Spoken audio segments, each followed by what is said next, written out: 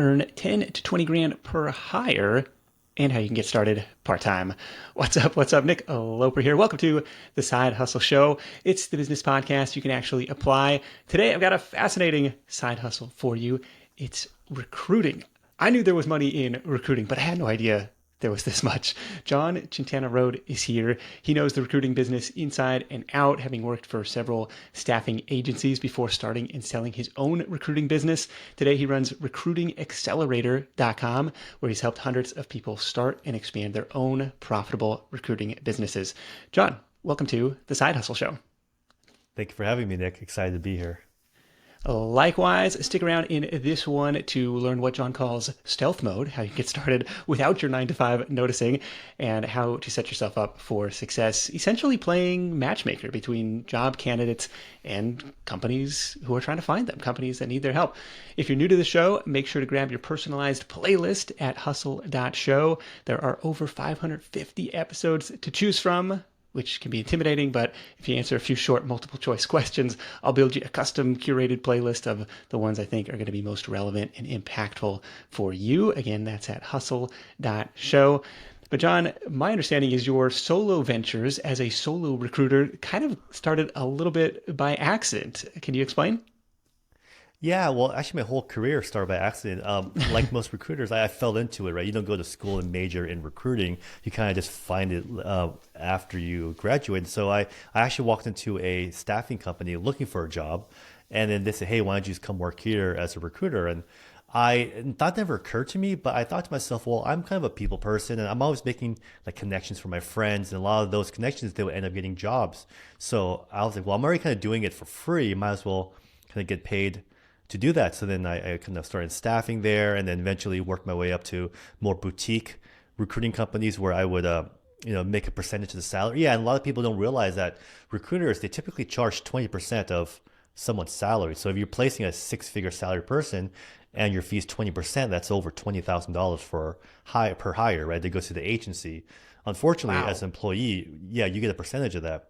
Right. It's a lot. And if you think about it, it's because we don't get the easy jobs. We get the jobs been open for 6 months. They've like tapped their network. They're scraping the bottom of Yeah. the barrel. And Yeah. like, Yeah. okay, we still can't find the right person. Let's throw money at this and hire a professional headhunter recruiter, right? So then we come in to kind of save the day. But Yeah.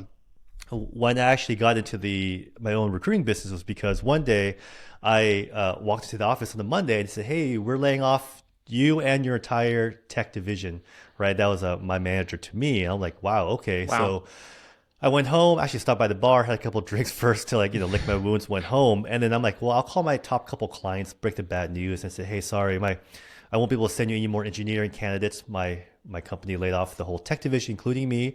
And surprisingly, my top 2 clients said, hey, why don't you start your own thing? And like, we'll stick with you. Like, we want to keep Yeah. working with you.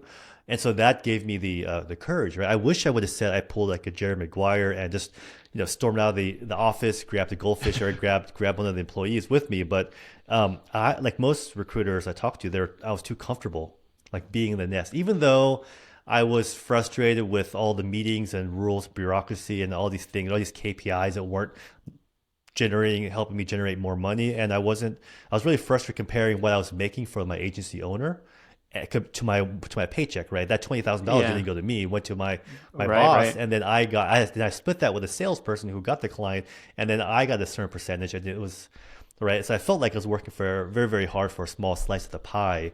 And I realized the only way I could make the whole pie was to do it on my own, except I never had the guts to just make that leap. I had to get pushed out. So I thought, you know what, I have like 6 months of unemployment. Let's just give it a try. And worst case, I can always just go back to the world of recruiting, find a job. But it worked out, and haven't looked back since. Yeah, that's really exciting, and it's you definitely getting people's ears perked up when you say, well, 20% of somebody's first year salary, but there Mhm. is work involved. It's kind of like sometimes a longer lead time to make this deal happen. Like you're not going to pick up the phone or send a couple emails and say, all right, where's my check? So for Yeah. people, you're coaching people to get started in this. Where do you recommend people start? Like on the job, so I guess it's playing matchmaker. So you got to have a connection with the job searchers, the Mhm. viable candidates, and then the people like the companies, the HR departments like making these hires too. So where do you recommend people start? Right. Yeah. So it's like the chicken or the egg, right? A lot of people ask that. And it really comes to the client first, I believe, which is because they're the ones that's cutting you the check, right? The companies and hiring managers specifically that will bring you on saying, I will pay you Okay. 20% of your candidate salary if I Yeah. hire your person, right? So the idea is really client acquisition. I think it's where most recruiters struggle, which is because recruiters are good at recruiting. They're good at finding candidates, and they'll tell me, "Hey, if you give me a motivated hiring manager, a clear job description, in a few days, I can find some people. I can build a pipeline of candidates." But because that's what they do in their job all day long for many, many years very well, but they're very siloed, right? They're not exposed to the client acquisition side of the business. Normally, that's the agency owner or maybe their Yeah. senior account executive will go and hunt for new business. And that requires like selling to VP level hiring managers and convincing them to use their services and negotiating fees. And that stuff is like really foreign to most recruiters, right? So then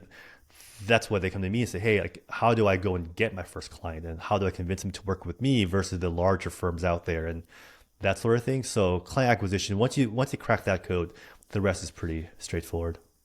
Yeah. So do people start locally? Do people start within a specific industry? Like we're in Hmm.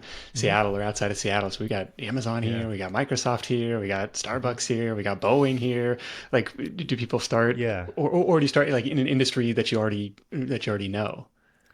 Yeah, so I found the sweet spot for targeting clients is somewhere like the SMB or small to medium sized businesses because if a company is too big, that they're an Amazon of the world, they have like an army of recruiters already internally. So Okay. as an outside agency recruiter, you're not able to add that much more value than their team of like 40 recruiters. But if you go for too small of a business and like they probably can't afford your fees, right? Nor are they really growing as much. So it might be a one-time deal. So you want to find a sweet spot where typically they have like one HR person, maybe one junior recruiter, but they're just slammed and they're growing too fast where they can't possibly like fill all the roles themselves that quickly. They're kind of flooded with all these online applicants, right, from their job posts, and that's when you can come in and help ease some of that hiring pain. So that's kind of the size of the company I found works really well. And in terms of where you start, yeah, I think the main thing is if you work backwards and think, all right, picture yourself talking to a hiring manager, maybe VP level, director level hiring manager. And when they start to explain to you like their hiring needs, who they're looking for exactly, their perfect candidate, the requirements, all the everything they're looking for, the projects this person be working on, like that has to be very, very familiar with you. Because if your eyes kind of glaze over, if it goes over your head even just a little bit, like if any part of you is thinking, I don't really know what this person is talking about or this role entails, the hiring manager is they're very intuitive, right? They'll know really quickly that they're like, okay, I just lost this person. And so they're not going to give you a shot, right? So if you have an IT background, right, it's natural to start with IT recruiting. If you have a healthcare background, doing healthcare recruiting, there's a niche Okay. for everything in recruiting. And be able to speak the language, I could see how that would be a benefit to you. Right? Not just to get the client, but then when you actually go and recruit the candidates and they start explaining their 9 to 5 job, like you have to really understand that too. But the good thing is it's not rocket science, like you said earlier. It's just playing career matchmaker and having phone calls and sending emails. So it can be learned as a skill, right? Kind of like sales, like public speaking is just any other skill. And if you're already like a good people person, then it comes very naturally. Are you looking at like Inc. 5000, Inc. 500 lists to say, well, here's a company that at least is growing top line revenue very quickly publicly, and yeah, and then well within the industry that I know about, here are the 7 companies that made the list, and now I can go start to find them on LinkedIn, just try to narrow down the sea of all of the non Fortune 500 companies that are out there. Well, that's how I got started. That's how most people do. They kind of go and hunt for companies that are advertising that they're growing, or advertising that just raise funding, right? Which means they're growing, or they're advertising specific jobs. You can go on the job board, see who's hiring, and find that company, and then reach out to them, right? Because you know they're specifically looking for certain roles. But the problem is that's what everyone's doing. So you're fishing in a very crowded pond. And it's so time intensive. As you can imagine, if you have a list of 10 job posts to go find the company, find at least 2 or 3 people at each company that could have hiring authority, right? Maybe it's a director, maybe it's a VP, maybe it's a head of talent acquisition. Then find them on LinkedIn, right? Send them a message, create a follow up task. Like you could easily spend like half a day just reaching out to 10 companies only, and that will Yeah. barely move the needle with such low volume. So, and I quickly found this out when I started doing this at scale and teaching people, where they would say, "Hey, this stuff works, John. All your process works really great. I just don't have enough time in the day to do all of this manual prospecting work." And that was back when we were on the 1.0 version of the program. And when I realized that it was so time intensive, especially for people who are doing this on the side part time, I actually said, you know what, let me just, actually what happened was, it was kind of a shock, but somebody asked me for a refund. It was my very first refund request. And it was someone who I worked really closely with for like 6 months that I was really optimistic for. And his name was Ryan. He goes, "Hey, John, look, I got to tell you, like, I did everything you said. I just don't have enough time in the day between my day job and my 3 kids, right, and my wife. Like, I Yeah. like a refund." And that kind of was shock. It kind of shocked me, and I was like, went through the roller coaster of emotions. But then, so I said, yeah, sure, of course, like. So I pushed a button, hit refund, sent those thousands of dollars back to him, and I'm like, oh, my wife's gonna kill me when I tell her, but she's like, actually, she's very proud of me. So, you know what, you did the right thing, right? But when I actually sat down and I said, you know what, if I were to be like 100% personally accountable, like, how did I fail this person? Like, what did my program like not provide to lead to this result? And I realized, you know what, I'm making it too hard, right? Like, people doing what you said, finding these companies by hand just takes too much time. So I actually paused enrollment for like 8 months and rebuilt the program from the ground up, the 2.0 version, using complete automation. So now we use automation tools to go and prospect for new clients both on LinkedIn and through email. So that way it runs on autopilot and it works. The moment we did that, it just night and day difference. People got results super, super fast, right? Weeks and months instead of 6 months to 12 months. Okay. Interesting. Yeah, I like Yeah. the well, obviously anything you can automate. That sounds Yeah. better. I'm curious, like how does if it's all automated, like how do you add a element of personalization? Because I'm on the receiving end of a lot of automated Yep. PR junk and other Yeah. pitches and stuff, and it's like, well, that's cool. I guess it's a numbers game, and you hope to get a 2% response rate or something. But it's like if you put a little more effort into it, I'm sure the results could be better. Yeah, so we kind of solve for that by doing two things. One, instead of running one kind of general campaign, right? That's like, here's my generic message I'll send to every single hiring manager. Instead, you can build mini campaigns and be very specific. So, for example, I can pull up a list of only VPs of engineers with the keyword cloud security or something, right? Or cloud cybersecurity. And then in my message, I can say, we specialize in placing cloud engineers with a focus on cybersecurity. And, you can kind of have everything I do is contingency. That means it's no fee, no obligation up front to view my Okay. candidates or even interview them. Please let me know if you'd like me to send you my 2 best candidates, right? And now, because you're only targeting those specific hiring managers with those keywords, it tends to build resonance. Like, oh, that's exactly what we do.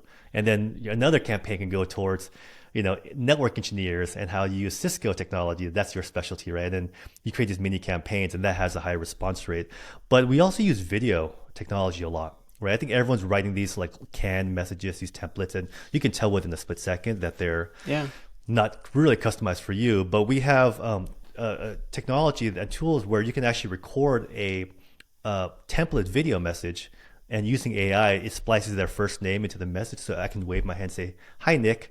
And then what you can do, and this is kind of like some of our secret sauce, but you can take a screenshot of their LinkedIn profile and take another screenshot of their careers page, right? And then Yeah. show your website. So then in a video, within like 30 seconds, you'll say, "Hi, Nick, I'm reaching out to you because I saw you're hiring senior engineering managers. And then I'm on your LinkedIn profile," right? Then automatically it switches to your careers page, where I can Yeah. say, "I know that you're hiring these type of roles and we specialize only in this field," and it goes to my website.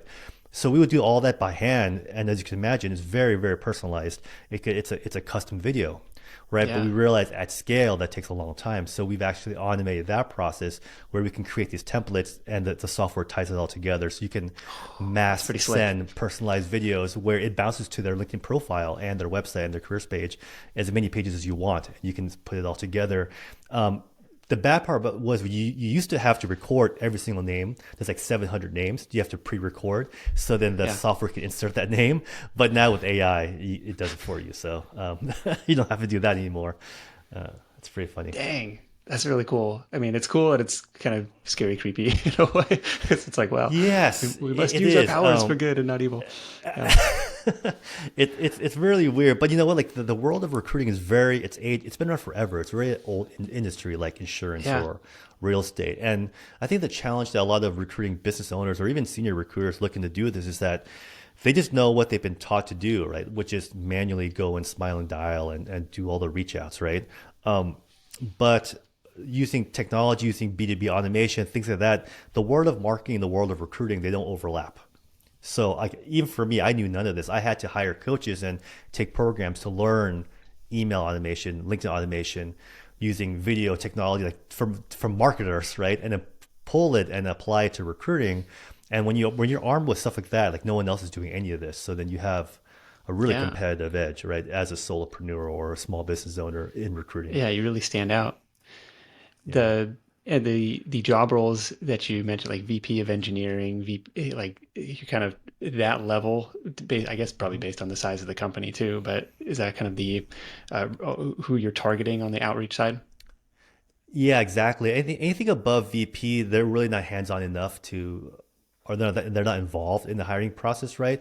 But Yeah. even a manager doesn't typically have the hiring authority to like onboard a vendor, right? Onboard Hmm. an outside agency. They have to take it up to their boss. So you typically, we'll say reach out to three people each company, the VP of that role, the director of that department, and also the highest level HR person. So typically like an HR manager or talent acquisition manager, because you never know, they may be, they may be the gatekeeper or they may be a partner that you can work with and work alongside with.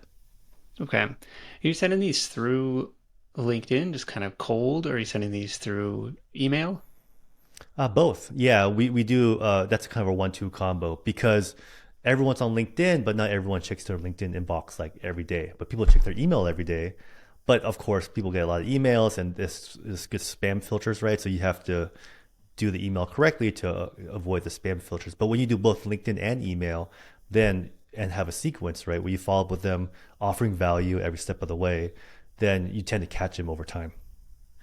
You kind of have to, pump yourself up in a way. Hey, we specialize in, like you say, cybersecurity Well, engineers, and yeah. maybe you haven't placed any cybersecurity engineers for, so it's kind of like we, we plan to specialize in this thing, and then what Yeah. happens when they respond? It's like, yeah, send me your top two candidates. The good thing about that is that you have some time, right? Because then, because it's not that time sensitive. If you email me back in the morning, sure, send me your top two candidates. I could spend the next 4 hours now going and finding and cherry picking and identifying the profiles. Now, ideally, I have a rock star already in my back pocket that can reply back and say, here's somebody I can be really specific about where they went to school, where they live, what salary range they're looking for. But worst case, I can just go into LinkedIn and cherry pick like two profiles, make sure they don't work at that company, right? And then attach them, maybe check out their names and make it confidential, right? Like scrub the resume is what we call it. And then in Okay. my response, I might say something like, Nick, attach our two profiles of individuals I've identified that could be a possible fit for your role, right? And so I'm not saying that they're real candidates. I'm saying that they're profiles I've identified. And when I show them to you, and I can see something like attached to the profiles, obviously I'm taking the shot in the dark here just based on your job description. But if I'm at all close to the mark with what you're looking for, then let me know. Be happy to jump on a quick call. I can learn more about exactly what you're looking for and send you even better candidates, right? And most people don't even do any of that. So you're actually like offering value and doing some of the legwork up front. Okay. Gotcha. So that's kind of the typical process flow, cold outreach, you get a bite, and then, provide some like, hey, based on what you told me or based on the job Yeah. description, here's some, profiles that I found that might fit your needs.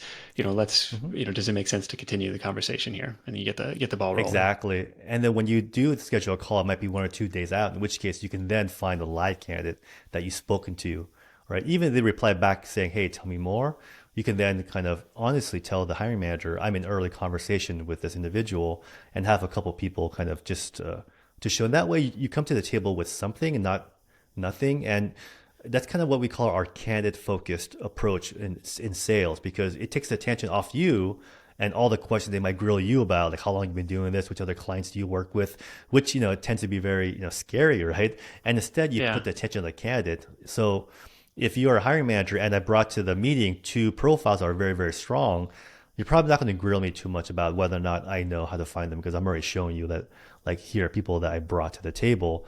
Um, and so, yeah, it makes it a lot easier and takes the pressure off trying to have to sell yourself to everybody.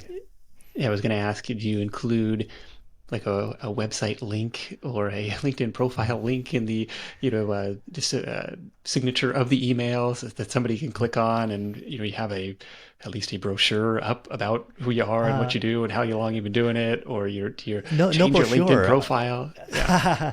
Well, I feel like the less you have to, like, the less markety you are, the more it comes across as just organic and natural. And he goes, hey, Yeah. here's this is what we do. This is all, here are all the only people that we place, which is why it starts with, my 6-step process for this is step one is pick a hyper focused niche.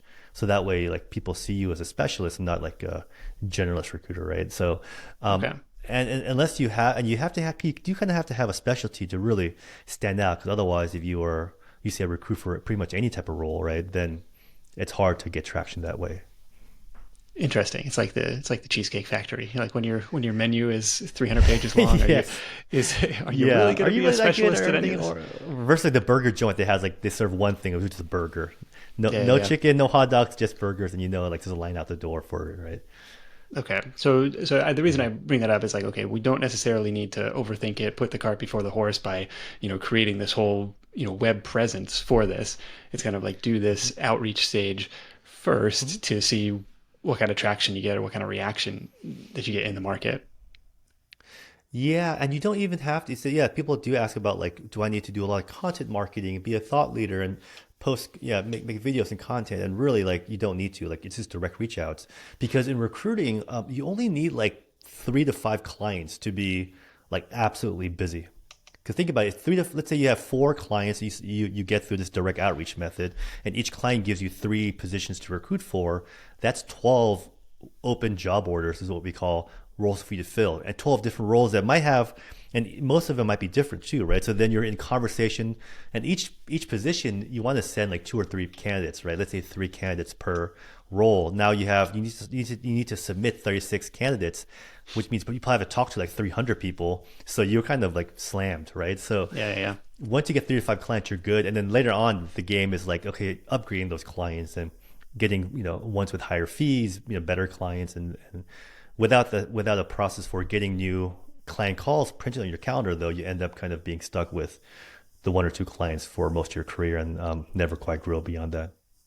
And because you're not, creating YouTube content, you're not creating social media content, it is kind of how you described as stealth mode, where you're you're not necessarily waving the flag in front of your current employer and say, "Hey, look at me, Yeah, look at my side yeah. hustle." Exactly. Which is why we say on LinkedIn, you don't want to put like founder of so and so staffing company. Like, no, no, you want to just, you can have your LinkedIn profile completely, not have your business on it. Your website can have your business, but not your face and your name, right? These are some stealth mode best Okay. practices that we teach. And then when you reach out, and the tricky part is if you work at a recruiting agency or you work as a corporate recruiter, then they get kind of where people get worried about like non-compete clauses or potential conflicts of interest, right? I'm like, well, Yeah. my company does IT recruiting, but I want to start my own IT recruiting side hustle. How do I go about doing that without stepping on toes and sleeping well at night, not looking over my shoulder? So, but as long as you implement these best practices, then everything is kind of above board. Your message, though, needs to be vague enough where if I send a reach out message to a hiring manager who happens to be best friends with my boss, and they forward that message saying, "Hey, I think one of your people sent me this," it better, like, one, like, not get you in trouble, and two, ideally make you look good, right? Yeah. So example, if I was working at an agency or even a corporate recruiting role, I could say something like this. I could reach out to a hiring manager to say, "Hey, I'm reaching out because I'm working with a candidate who, has XYZ background, highly skilled, just start looking for new opportunities." And I would say something like, "Unfortunately, I don't have anything for them on my side, but they asked me to help them, but they saw that we were connected on LinkedIn, and when I asked them which companies they respect in their field, your name came up first. So wanted to see if you might be interested in having me broker an introduction, right? Something like that. Because then Okay. If you're if that ever comes already across, okay, if your yeah, day job is you said like, already I in can't use recruiting. them. Right. If your day job's in recruiting, you have to say Okay. something like, unfortunately, we don't have anything for them at my agency. And that way, if your boss finds out, it'll just look like you are trying to do what we call preserve the candidate experience. Sure. Because even corporates, like no corporations, Microsoft will say, hey, if we pass on somebody, make sure they leave it feeling good, even though we took them through eight rounds of interviews. Make sure they leave feeling good, so they don't badmouth us to all their other colleagues, right? Yeah. And so they're very sensitive about that. So if they see that message, it just sounds like you're trying to preserve the candidate experience by trying to hook up a candidate who you said no to and trying to at least send them off in the right direction, right? Okay. Yeah, and avoid conflict of interest because until this thing is up and running, definitely don't want to burn any bridges with the day job. Yep. So that makes sense. Yeah. Yeah. So what happens next? So you got a couple bites from this cold outreach, and now you got to go find the potential candidates. Let's talk about that part of the process. Yeah, so a lot of people think that the hard part is finding the candidates, but it's actually not. That's actually not that hard because nowadays with all the LinkedIn services and platforms, like we all have the same tool. So finding the people is relatively easy, but engaging with them is hard. Especially engaging with what we call passive candidates, people who aren't looking for a job. Yeah, They're already yeah. working for your client's competitor. Their heads down. They're not taking any interviews. How do you engage with them in such a way? Well, they'll even take your call, right? Especially when they get bombarded like every other day by recruiters. So that's the tricky part, and that comes down to having the right message, doing creative things like video messaging we talked about, or on LinkedIn you can send an audio message, like things that kind of stand out. Then hey, I have a great opportunity for you, like first name, right? Like you want to avoid those. If anything that you send sounds like a canned template or sounds like something a traditional salesy recruiter would say, you just have to do the opposite, right? Which is why when you talked about brochures and marketing language, I'm like, oh no, we want to go the meta, go the other way. Just sound like you're some dude who's on the couch, or you're just kind of like sending this through your mobile app, right, on LinkedIn or something like that, really casual. So yeah, that becomes the hard part. Is how you engage with good candidates. And lastly, like once you've tapped LinkedIn, like most people, once they reach out to everyone on LinkedIn that could be a fit, then they've like exhausted their search. There's nowhere Yeah. else I can find them. And then having skills beyond that to find people past LinkedIn, like using Google as a hidden resume database, right? Knowing these what we call Boolean search strings, where you can type in long strings of code, or basically it looks like code, and they can actually pull up like PowerPoint presentations from keynote speakers at cloud security conferences where the last slide says contact me, like being able to pull up those little things like ninja stuff, or pull up a spreadsheet of conference attendees, right? That has their name, title, contact information. Because when you register for a conference, you normally have to put in that information. So if you can pull that up, you can actually do some like ninja headhunting, and those people really Okay. aren't advertising themselves on LinkedIn. So that's another skill to be able to do, find people that aren't easy to find, right? What's that typical first message like? Hey, without sounding, overtly salesy, like, hey, I got a great opportunity for you. If that's a red flag, what gets those emails opened or messages opened and responded to? I like starting off my messages with what I call like a softening statement that because most people who reach most salesy people and salesy recruiters, they're very optimistic, positive, and upbeat. So I try to be the opposite, which is a little skeptical, curious, like that sort of energy. So I'll say something like, hey Nick, not sure if this would even interest you, but right? Or not sure if my timing is right, but look, given your background in this role, as well as your experience working at this company, so I'm calling out a lot of specific things, right? Yeah. And your location in Seattle, I thought you might be a good fit for this opportunity in Seattle. They're looking for someone just like you. So, what kind of fact finding do you have to do if you get somebody to take a call with you in terms of their expected salary, their timeline? Like, to convince somebody to leave their job for something else is that's a big ask. Can have a rule where like the reason for your call is to uncover the truth about whether or not that person is looking to make a move at the time of your call, like right now. Okay. So number one, I'm looking for some type of career pain or hiring pain. So if I say, hey, Nick, looks like you've been here for 6 years. Like, is there anything you're looking for outside your current job? And they're like, no. And if I ask you, well, what brings you on this call? They're, well, you reached out to me. I already know, okay, this is not going to go well. They don't have any real reason to leave, right? But if you Okay. say, you know what, my commute is 2 hours round trip each day. I'm missing time away from my family. My wife's upset.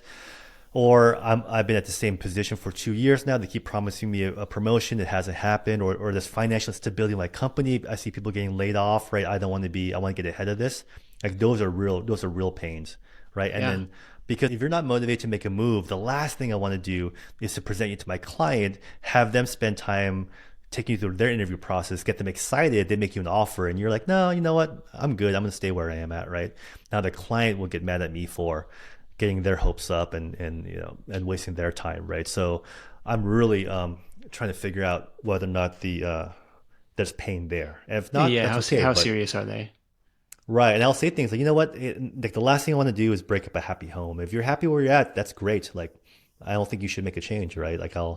Because I'm going in very skeptical, and I think the more skeptical, the more, you know what, like it might not even make sense for you to look elsewhere. Then the more you start to prove and qualify to me why you are and why you want to make a move, right?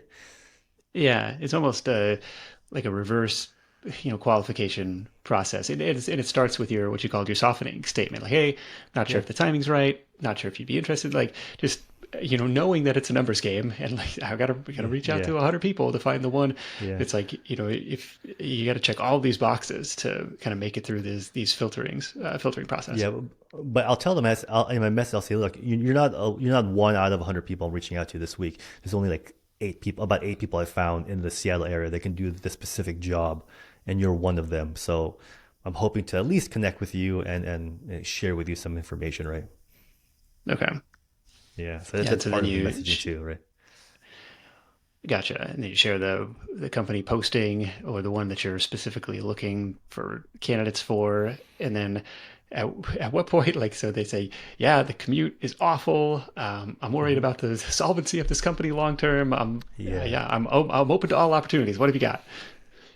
Yep. And then so then that's when I'll talk about my client, what to do, the name, the salary, the pay range, the paint the picture for them, right? Which is why I'll ask the client, hey, how do you sell candidates on your opportunity? And I'll like write that down and I'll just regurgitate your sound bites because you sell your company the best. You're the CEO or you're the VP, right? Yeah. And then if they're interested, and then I ask them one very specific question, very very important. And when I mess this up, it's always been to me, right, in the butt, which is, have you ever applied to this company or been presented by another recruiter or submit your resume online before?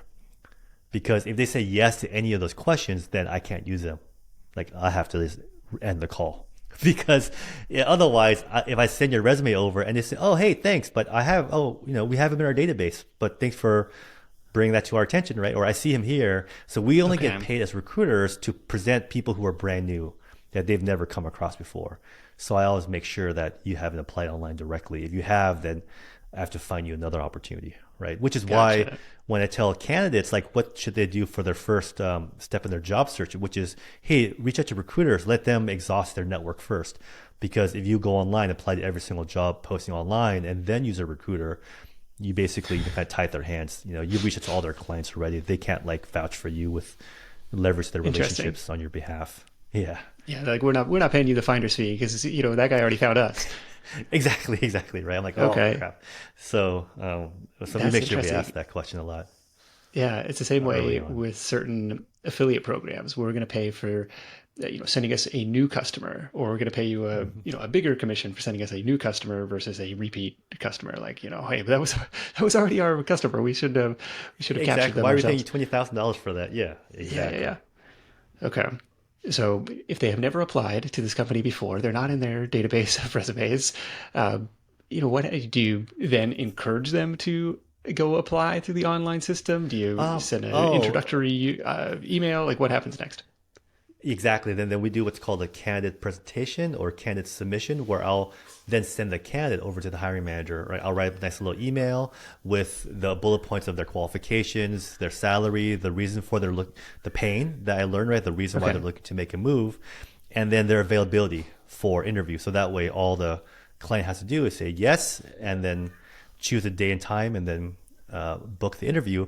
Or if they say no, then I ask the client upfront, hey, if you pass on them for any reason, can you at least give me feedback why they weren't a fit? And that way I can like dial in my search, get you people closer to the mark, right? Okay, gotcha. Yeah. So, and then at that point, yeah. So I kind of handhold everything. You want to have what we call candidate control, client control. You want to be really on top of everything. Make sure nothing slips through their cracks, and that you're like the middleman and just kind of moving this thing along. Yeah, make sure that they know that it came through you. Yeah, So you collect exactly. your And payment the at the end of moment the you day. email is when you get dibs. Yeah, you kind of put dibs on the candidate the moment you like send that email over. Okay, yeah. No, that makes sense. And then from there, the person, goes through the interview process, they get Hmm. hired, and Yep. you get paid, and it's smooth Yeah, well, sailing. yeah, you get paid, and ideally, you also want to help mitigate, avoid any type of potential bombs that can blow up, right? For example, like and this is an early mistake that a lot of recruiters make, and I made for sure, is like once they got the job offer and they accepted, I thought, done deal. I'm already figuring out what I want to spend the $20,000 on, right? But then they end up giving the 2 week notice, and their boss sits them down. They're like, Nick, whoa, whoa, whoa, like, where's this coming from? Have a seat, like we were just talking about a big promotion for you, right? Just around the corner. This could be the worst timing. Like, show me the offer letter you got. Oh, you know what? We can beat that. Like, give us a chance to like beat that for you, right? Like, Yeah, yeah, yeah, so yeah. you'll and so then you get that call like, hey, hate to break the bad news, but I'm not gonna start work, and then that's how you lose clients. They get mad. They're like, you should have been on top of this, right? So part of the art too is like coaching candidates on how to give a 2 weeks notice, and like being firm and role playing with them about what if they got counter offers, what would they say, right? And so that way Yeah. they're like, they don't get susceptible to like, yeah, having a change of heart, right?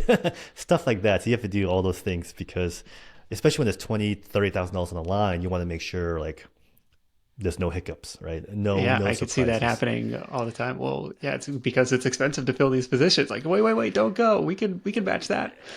Right. They have to be like, well, hey, listen, did you really want to stay with a company that's only going to pay you what you're worth, like once you threaten to leave, right? Or, talk about how counter offers are just a temporary band-aid of basically, they're buying themselves some time in order to replace you long term because you've already signaled to them and the whole company that you're not loyal, that you're looking to, that you've already interviewed and accepted an offer. That's how much you want to leave, and them keeping you is just going to help find your replacement without like downtime, right? Like you got to do all that stuff, right? Before they even get the counter offer, so that way the moment they get it, they're not even tempted by it, right? Yeah. So lots of little nuances, and that's where the art of recruiting comes from. Is like it's hard to learn that unless you've been working in recruiting for 5, 8, 10 years of like coming across scenarios after scenarios where this stuff happens. Because when you make those mistakes and you learn through trial and error, these are very expensive mistakes, right? These are like $20,000 mistakes. So kind of what we do is we try to help make that a little easy, like it's the easy button because I've made those painful mistakes, every mistake in the book. So hoping fewer people will have to. Yeah, no, I'm Yeah. grateful for you sharing that stuff. It's a different ball game, but I read this book on, college athletics recruiting and a lot Mhm. of salesmanship that goes into it, where it's like, the best people have the best pick of all these different schools. Hey, full Mhm. ride scholarship, who do you want to play for?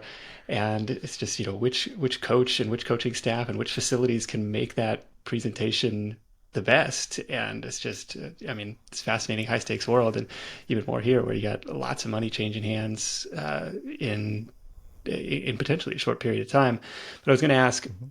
if there are any metrics that people ought to be aware of. Like, it's going to take 100 emails. It's going to take 300 emails. Like, what kind of working through the funnel of potentials, Yeah. candidates to phone calls to introductions to interviews to hire. Like, I imagine there's a lot of drop off every step of the way.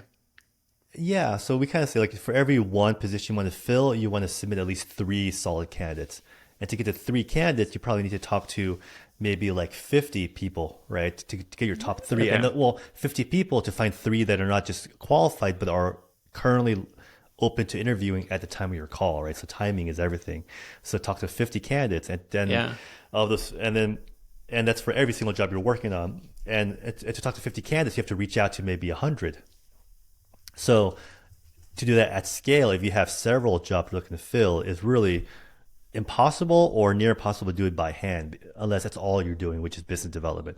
But the moment you get a client that gives you business, people tend to take off their business development hat and put on their recruiting hat and go, fill the role and try to get, what's called closest to the dollar. Which is why, like, I think I've been such a big proponent of like using the automations to just have that send out the high volume messages to hiring managers, and then you just focus on finding the perfect candidate, right? Which does involve more of a hands-on customized approach, because you definitely don't want to send like a canned message or an email blast to candidates, because it might only be a handful in a specific area that will be the perfect candidate. So you don't want to like shoot your shot and not have it be like the best shot, right? Right. With Yeah. the somewhat softening of the labor market, especially in tech, with tech layoffs going on the past 6 or 12 months, like, have you seen any, ripple effect of that for yourself or for your students? No, because you're doing a nationwide search for clients, and like I said, you only need 3 to 5 clients to really stay busy. Then it doesn't take that much time to. Because right now, if you go on LinkedIn, type in United States, and type in jobs, there's like almost 6 million job posts right now on LinkedIn, and these are companies that are struggling so much with hiring that they're paying LinkedIn for a paid, expensive advertised job slot. So Yeah. if you can get 3 jobs out of the 6 million, or maybe it's 300,000 when you narrow down by your niche and your location, but still it's 0.01% of the market that's hiring. If you can pick that up, you're in very good shape, right? Yeah, it doesn't take much. I think that's one of my biggest takeaways from this, where, if you just get a handful of clients, you help them fill their positions, you can make great side income doing that. Do you need to do anything to protect Right. yourself up front with like contract wise? Like, hey, just want to make sure that we're not going to have any misunderstandings here down the road if and when that person eventually does get hired. We have those out of the box, and they're pretty straightforward. It's a one pager that says, if I hire your candidate, I'll pay you 20%, 25%, Okay. whatever you agree to, and that we guarantee them for 90 days typically. So within 90 days, if they don't work out, you let them go, they'll leave for any reason, then we'll either replace them or give you a refund. So that's kind of the Okay. standard recruiting agreement. Gotcha. Yeah, I can see it fitting in as a side hustle, especially with automation and especially like taking calls after hours. Like, well, shoot, I'm working. If I'm happy or reasonably happy with my day job, but I'm open to opportunities, like, yeah, I'll take your call at 5:30, as I'm driving home or something. And so Yep, I see yep. it. I see it fitting into the gaps in people's schedules without having to necessarily be. Especially if you target Uh, people from different time zones. If you're on the West Coast and you're talking to mm, New York clients, it's like, okay, they're 6 p.m. It's only your 3 p.m. So it's easy, right? right, right. Absolutely. Um, Yeah. so you've got recruitingaccelerator.com, helping people get started over there. Where do you want to take this thing? What's next for you? Yeah, so for me, I've been kind of fortunate enough to build a team around me, for coaches and enrollment people and marketing and operations, where I get to really just geek out now and work on product. So right now, I'm really just focused on building the 3.0 version of the program, which involves like new AI tools out there, like different tech stacks, how to hire and train a virtual team of recruiters, things that really people are struggling with. And I think a lot of people, it's in the course and coach space in general, they kind of are selling programs they made like 4 years ago, and they're teaching the same old stuff, right? So I know maybe it's my like, I'm just never content. I always feel like there's better stuff out there, and if I see better stuff, and I know that I'm not offering it, I kind of feel like I'm cheating my people. Like, so I really spend as much time as I can R&D, as much as possible, and just building better tools and testing it out, beta testing it, and then rolling out to my people. So Well, I think that's it's kind of really what I get up telling. to. Yeah. Sorry to interrupt there. Well, I had one person ask for a refund, and you're like, full stop. I gotta pause. Yeah. What did I do wrong? I let him down. Well, I let him down. I gotta pause this thing for 8 months, revamp the whole thing. Where it's just like, hey, Yeah, maybe it wasn't a fit for this. Like, I could see myself being like, that's hey, funny. you win some, you lose some. Okay, give the refund and on to the next thing. But yeah, so I think All that's really right. telling. Thank you. Yeah, so it's been it's fun to kind of see like people get results so much faster than I did when I did it the old way, the trial and error way, right? And I think as a Yeah. side hustle for your people, like the people I found that really resonate with this business are people who they're entrepreneurial, they have people skills, and they don't really necessarily want to learn a whole different technology. Like they don't want to get into like social media marketing management or e-com or drop shipping or things that are just like SKU codes, things that are very technical and they're more like I just want to talk to people and I'm use my personality and I'm good at sales, I'm good at people, right? So Yeah, then really low this is kind overhead, of like nice for almost them. almost no startup costs. Just Yeah, you, low you just kind overhead. of Yeah, just raise your hand and say, okay, I'm gonna try this out exactly. now and do some Low recruiting. overhead. You can So do it from home. It's helping people. You're helping companies hire good talent, helping talent like upgrade their careers, and you're making a difference. It's you can sleep well at night. You get paid a lot of money. The problem is it's very competitive because it's a low bar to entry. So yeah, unless you know how to stand out from the crowd and you do things that they're doing, which is really kind of like harken to what you're saying about the most common mistakes is everyone goes out there, but they sound like every other recruiter to the clients and to the candidates. And so they get lost in a sea of competition and then they just kind of get frustrated and give up. Whereas if they could just, apply a few tweaks, right, or a few different tools, then it kind of cracks the code and they do really well and they enjoy it and they can work from home, they can travel, they can have freedom and um, just enjoy talking and helping people. So it's kind of a nice business for those type of people that like that sort of thing. it makes sense to me. So Accelerator. recruitingaccelerator.com. You can check John out Yes, over sir. there. Sidehustlenation.com/recruiting is your quick referral link to an evergreen training that John's put together on the 6-step process to scoring your first client. So sidehustlenation.com/recruiting for that. John, thanks so much for joining me. Let's wrap this thing up with your number one tip for Side Hustle Nation. Does not have to be recruiting related, just whatever entrepreneurial wisdom that you'd like to impart. I watch YouTube videos. I go and get free content. I listen to podcasts. Like great information out there. But I feel like whenever I pay to join a mastermind or pay to join a networking group, like the content and insight and the connections I meet are like definitely worth the ticket price, right? Like so this past year, I recently invested in a mastermind for business and marketing, and they charge $68,000 a year for this mastermind. Wow. And at first, I'm like, this is crazy, but I thought, I slept on it for weeks, and I finally pulled the trigger, and we did a live event. They did a live event in Cabo, and it blew my mind. And already, like, I've made money just from the networks, and we did business, and just unlocked so many things. But yeah, you kind of want to pay for admission to be in a certain room or be around coaches or mentors or anything. And like, I've kind of been able to accelerate my career and my business just from being the right people. And I think that also like the idea of investing money, you naturally as a rational human being, you're looking for an ROI on that money. So you're actively pushing to go and meet people and try more. And, you put your money where your heart is. And so, yeah, that's my one tip. Yes, it's true. It's an accelerator Yeah. in a lot of ways, and it took me a long time to come to appreciate that. Like just a very naturally frugal and stubborn in a way. Like I could figure this out on my own, and like just beat my head against the desk, and have for the last several years, at least to my credit, have raised my head up and who could I learn this from? To accelerate this, and so that's been beneficial in some ways. And you do see the ROI, and at a certain level, you may only take one idea, a 1% improvement if you're already operating, could be worth quite a bit and easy to recoup that investment. So that's have yet to invest in the Absolutely. $68,000 mastermind, but maybe someday. Yeah, That's it's not for sounds like a pretty everybody. serious. Yeah. One last thing is, by paying that much money to go and then other people's programs, other mentors and coaches, then when I charge what I charge, right? Then like I can do it with a straight face and confidence because I'm like, yeah, I invest I invest thousands of dollars everywhere else. So otherwise, I had the weird imposter syndrome when I was charging high ticket, but I wasn't investing in high ticket myself. I was like, okay, like, it's some cognitive dissonance there. But when Yeah. you're used to investing in yourself, and then all of a sudden when you ask for that investment from other people, they can pick up on it that this is valuable because you practice it by implementing yourself, right? So that's all. That makes sense. Yeah.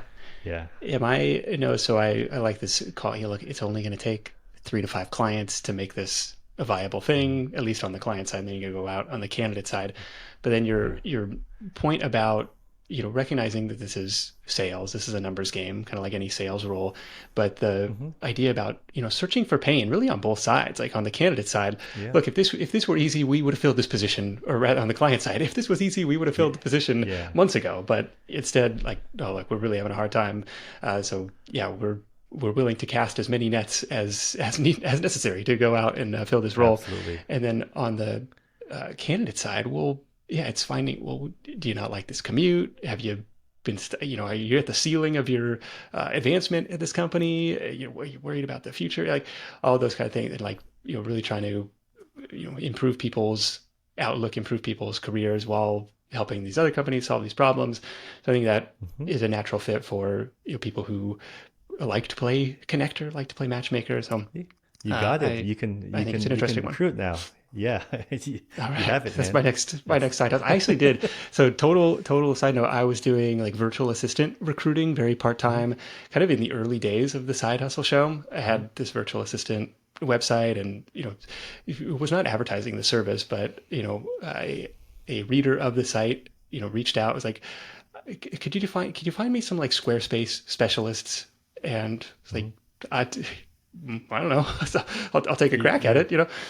And it was probably similar. It's probably 10% of their first year's salary. Maybe I was yeah. undercharging, but I'd never done it before. I had no idea what I was doing, and ended up finding probably 4 or 5 people for this guy. I don't know. It was an interesting little side project at that time, kind of an And accidental did he ever come back to side you hustle. later on for more people? Did he ever Yeah, we ask you we had a again? thing for a handful of months, and then Yeah. it became it became hard. I don't know. We tapped out the available people, at least that I knew how to find, and so it was kind of like I hit up the ceiling of my own capabilities in that space without, yeah, really investing to learn more on how to find No, but see, you expert fell into it as developers. well. See, there you go. People just fall into it, Yeah, yeah, and when you get the opportunity, you kind of rise to the occasion and take a crack at it. And when it's your own thing, and then it's very motivating to like work hard and make it happen, right? I totally forgot all about that. That's like a funny reminder. That was That's probably funny. almost 10 years ago. Oh, Wow. um, Well, Side hustles on side hustles again. John, you can find yes, him at sir. recruitingaccelerator.com. If you're new to the show, that is awesome. Thank you for joining us. There are hundreds of actionable evergreen episodes in the archives. If you're not sure where to start, why not generate yourself a personalized playlist? You can do that at hustle.show. All you got to do is answer a few short multiple choice questions. I'll build you a custom curated playlist of the episodes that I think are going to be most relevant and most impactful for you. That is at hustle.show. Big thanks to John for sharing his insight. Thanks to the Printing Profits podcast from Printify for sponsoring this week. Go check it out. You can learn the ins and outs of a successful print on demand business from the experts at Printify. You can hit up sidehustlenation.com/deals for all the latest offers from our sponsors in one place. And thank you for supporting the advertisers that support the show. That is it for me. Thank you so much for tuning in. If you're finding value in the show, make sure to text it to a friend. Hey, check this out. Until next time, let's go out there and make something happen, and I'll catch you in the next edition of The Side Hustle Show. Hustle on.